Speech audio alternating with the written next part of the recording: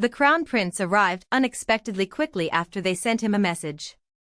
Your Highness, thank you for coming. It is only natural to help the people of the Empire. Is Miss Malcolm safe? Not yet. The kidnapper left this note. It was a note that Elmies had secretly retrieved from the library, left behind by the kidnapper after they departed. So she's safe until tomorrow. The Crown Prince studied the note and nodded, his expression thoughtful as he considered a rescue plan. He's certain that the victim's lover knows the location, although he hasn't specified it. Miss Malcolm's lover and the kidnapper clearly know each other. Yes. The Crown Prince gazed at the dark night scene outside the window. Then why did you ask for me and not the Duke of the West? At that moment, the door opened and Gerard entered. Greetings, Your Highness. I'll explain. Miss Malcolm is also a citizen of the Empire, so I can help as much as needed. But I want to know why. Alsavet spoke seriously.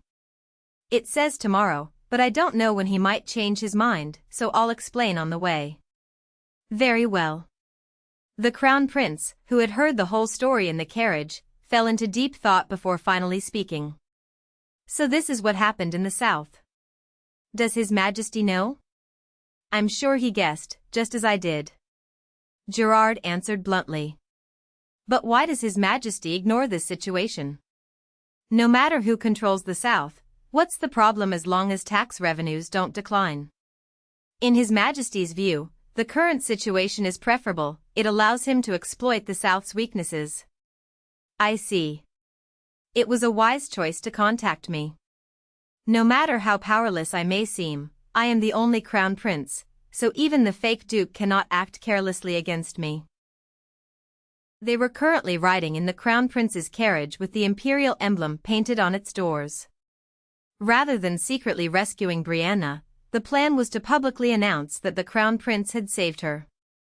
Marin took slow, deep breaths inside the carriage. It wasn't as difficult as I thought. Now I can ride not only the diamond carriage, but also a regular one. Gerard, sitting beside her, held her hand tightly as if to encourage her. The warmth of his hand enveloped hers. His hands were large and strong enough to cover her entire hand. Just having him by her side helped her through anything and reassured her. The Crown Prince's carriage then stopped in front of a building on the outskirts of the capital. When the door opened after a few knocks, Elmies was standing there. After finishing his report earlier, Elmies had returned here to monitor the situation. Elmies, how many people are inside? Marin hurriedly asked. I believe there are about 10. Is the Duke of the South here? Elmies answered Gerard's question immediately. He's not present. Then we'll move forward now. The Crown Prince stepped out of the carriage. Marin, stay in the carriage. Gerard donned a mask to protect his identity in case of any unexpected danger to the Crown Prince. All right.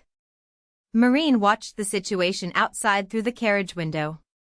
The Crown Prince walked toward the front of the building and bellowed like thunder. I have come to retrieve Miss Malcolm. I am the Crown Prince of this empire. This is an order, release her immediately. While the Crown Prince loudly issued his imperial command, Kai secretly slipped into the building from another entrance.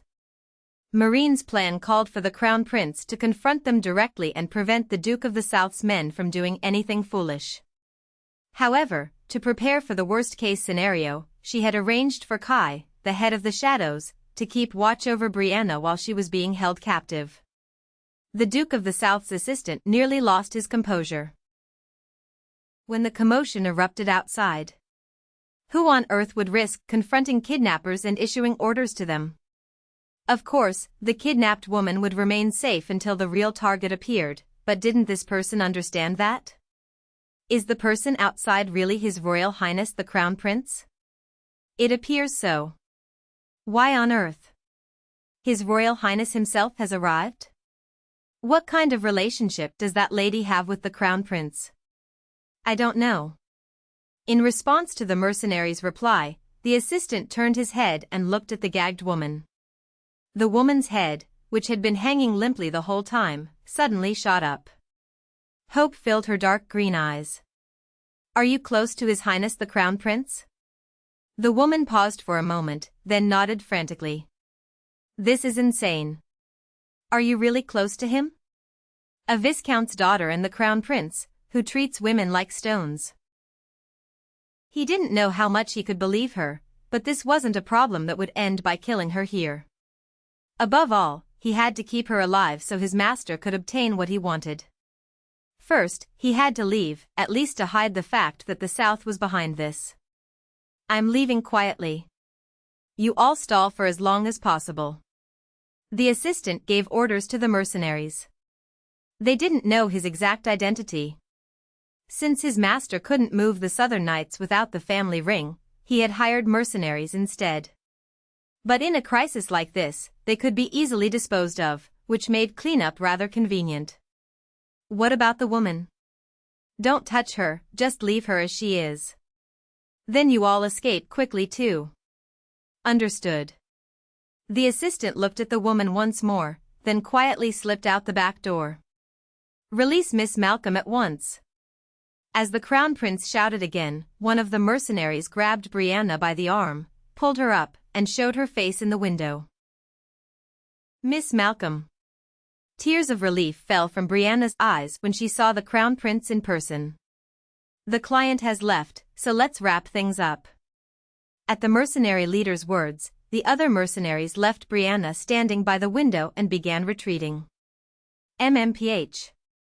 MMPH. Brianna shook her head and gestured desperately behind her. The Crown Prince, sensing something strange in her behavior, spoke to the masked Duke. "Let's go in." The Duke nodded silently. The Crown Prince and the Duke attacked together, but the mercenaries were no match for them. Ack! Oh, God! Blood scattered everywhere, and the mercenaries fell to the ground one after another. The mercenary leader quickly turned back toward Brianna during the chaos. "You'll be my hostage until I get out." MMPH. Brianna tried to resist fiercely, but she couldn't overcome the mercenary leader's strength. "Miss Malcolm." MMPH. Filled with tears, Brianna looked at the Crown Prince in terror. "Release the lady." The Crown Prince spoke sternly, as if scolding a child, and took a step forward. The mercenary leader's eyes wavered. His client had seemed to be a high-ranking noble, but the person before him was the Crown Prince. The difference was vast. What would happen if he was caught like this? Simply kidnapping a noblewoman was a serious crime, but what if he pointed his sword at the Crown Prince? The death penalty. When he looked back, he saw it was a 3-story building. He could probably survive the jump. The mercenary leader threw Brianna toward the Crown Prince and leaped out the window. Kai followed him like the wind. The mercenary leader felt elated at his escape, unaware of the death that awaited him. Meanwhile, Brianna was safely caught by the Crown Prince. "Are you all right?" The masked Duke released her bonds and removed her gag. "Thank you. Thank you." Brianna, who thanked them repeatedly, fainted. As her body collapsed, the Crown Prince carefully supported her. Brianna woke up after a while and sat on the bed, her complexion pale. Marin explained to her in detail what had happened. As the story continued, Brianna's face grew whiter. After Marin finished her explanation, Brianna remained silent for a long time before her lips slowly parted. "What you said can't be true." "What do you mean?" "My fiancé is an ordinary person with no secrets." Brianna spoke in a forced, playful tone. Marin looked at her with compassionate eyes. "Thank you for coming to save me." Brianna's dark green eyes were full of sincerity. "His Royal Highness the Crown Prince is the one who saved you, not me." Marin waved her hand quickly. Brianna smiled weakly and shook her head slowly. "There's no reason for His Highness the Crown Prince to help me. If it weren't for you, Marin, what would have happened to me?" As Brianna's face darkened, Marin carefully took her hand and made reassuring eye contact. The Duke of the South will surely come for you. The Duke of the South. Brianna's voice trembled as if she still couldn't believe it. I only did what I had to do. Nothing in this world should be taken for granted. Brianna said bitterly. Seeing this, Marin strengthened her grip on Brianna's hands. You're my friend. Pardon? I think we have a lot in common. We're both daughters of viscounts, lovers of books, and fiancées of dukes. Yes. Brianna looked at Marin with trembling eyes. Can I really be your friend? Of course. The two of us have so much in common, we're definitely friends. Wonderful. Of all the things I heard today, this is what I liked the most.